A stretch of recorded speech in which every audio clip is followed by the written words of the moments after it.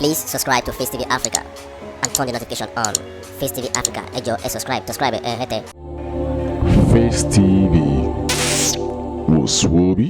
Face TV Africa lawa.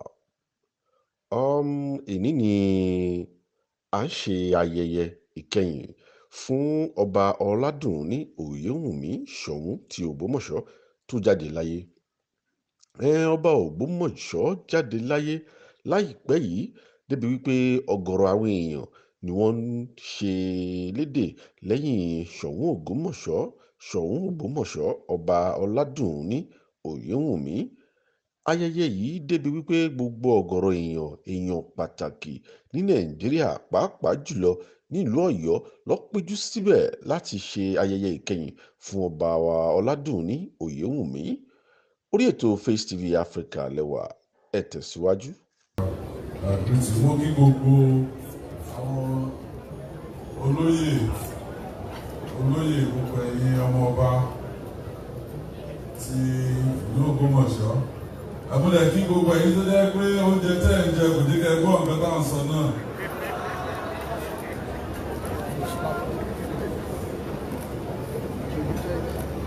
Well, what is so many things when I came Gati Baba Iboda. Today, it's simply to identify with Ogbomoso land, to know that àwọn èèyàn mi lè máa sọ nǹkan tó wù wọ́n lè sọ pé Seyi Makinde ò tètè wá síbí bóyá gómìnà ń bínú fún Ògbómọ̀ṣọ́ ni. Well, I am here and I'm sleeping over ní Ògbómọ̀ṣọ́ lónìí.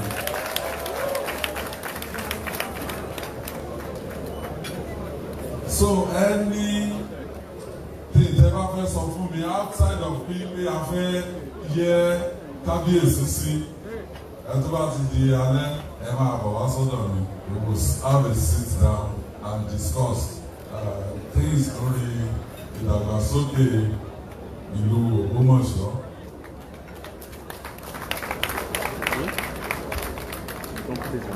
Àti Ọ̀yọ́ State in general. And I'm still coming back here within the next 10 days. Again, no opportunity also láti kí gbogbo ẹ̀yin èèyàn mi ní Ògbómọ̀ṣọ́ wípé a kú ara fẹ́rakù ti gómìnà wa àná former governor Adébáyọ̀ Aláwakálà tí àwọn náà papòdà. Mo gbà ládùúrà pé ọjọ́ àjìnà síra. So I'll be coming back in about 10 days. Nílùú Ògbómọ̀ṣọ́ again láti wá flag off Ògbómọ̀ṣọ́ sí Ìṣẹ́gun Road.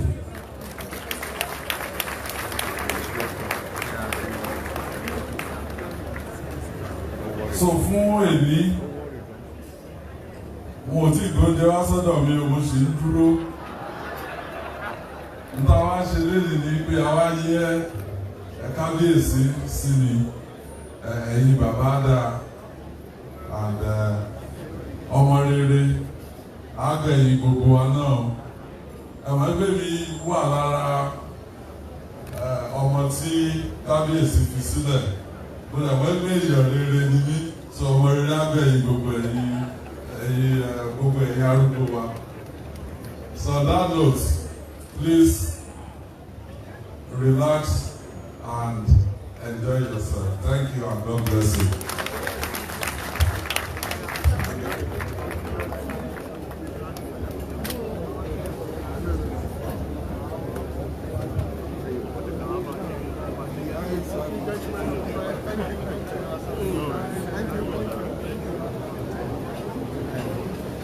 A ṣì wà ní ààfin Ṣọ̀ún ti ìlú Ògbómọ̀ṣọ́ níbi tí ẹ̀yẹ kẹyìn ti ń lọ lọ́wọ́ fún bàbá wa Ọládùnní ìwọlé tí wọ́n rí bí àgbáre.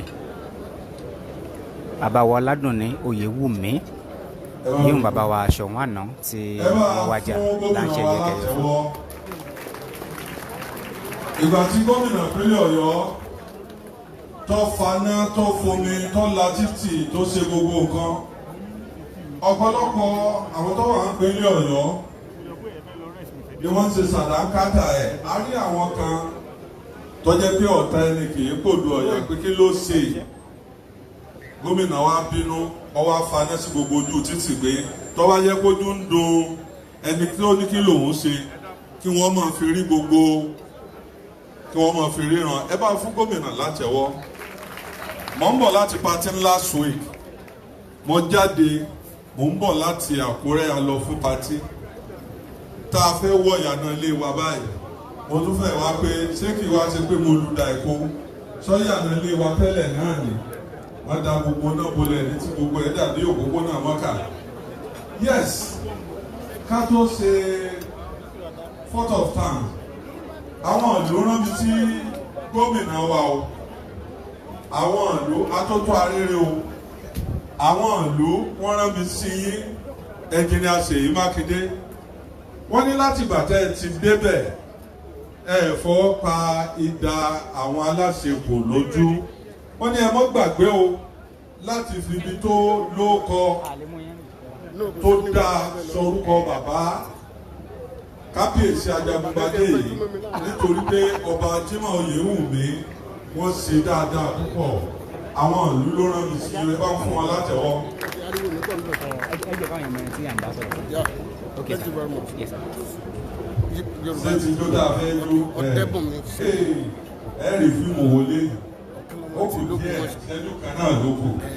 Member represent you Surulere Ogbolua Federal Constituency in the National Assembly. Ẹ fi jọ táwa ṣe ń bí ìgan múlẹ̀ lónìí sá. Mo ní kẹ́ fídíò táwa ṣe níbi lónìí múlẹ̀. Thank you very much. Ìyàwó wọn gbé wọn káàbọ̀ sáàrin wa mo ti kí wọn. Mo kí olóyè ìjà olóyè pàtàkì nìbàdàn. Mo kí mọ́gàjì Tégbè. Mo kí pòfẹ́sọ̀ Adéolú Àkàndé. Mo kí àwọn olóko àtàwọn ìpàtàkì tó wà bí. Ẹjọ́ ẹ má bínú tó bá ṣe di wípé àgbọ̀ orúkọ kìí ṣe bí mo fojú ti yí o. Ẹ̀mí ẹ̀sìn kọ́ wa ní ọkùnrin ẹ̀ dáhùn lọ́pọ̀lọpọ̀. Ó ti lé ogójì ọjọ́ báyìí kí láwọn pàtẹ́ tí ń ṣàfẹ́rí ẹ̀ nípa bàbá tó papòdà.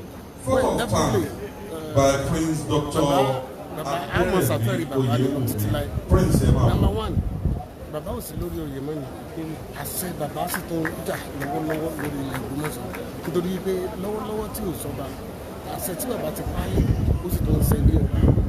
So ní gbogbo ìgbà, then for the fact pé Ọlọ́run fún un ní orí ọ̀fẹ́ láti reign for a long time. So ó di dandan kí ipa wọn káàsì máa rántí rẹ̀ lọ títí láì because ọ̀rọ̀ bàbá ti di ohun téèyàn fún mi téèyàn fún mi gbàdúrà wípé Ọlọ́run jẹ́ kí apẹ́ láyé ní Jimoh Ọládùnní kò sì pẹ́ láyé Jimoh Oyewumi kò sì pẹ́ láyé.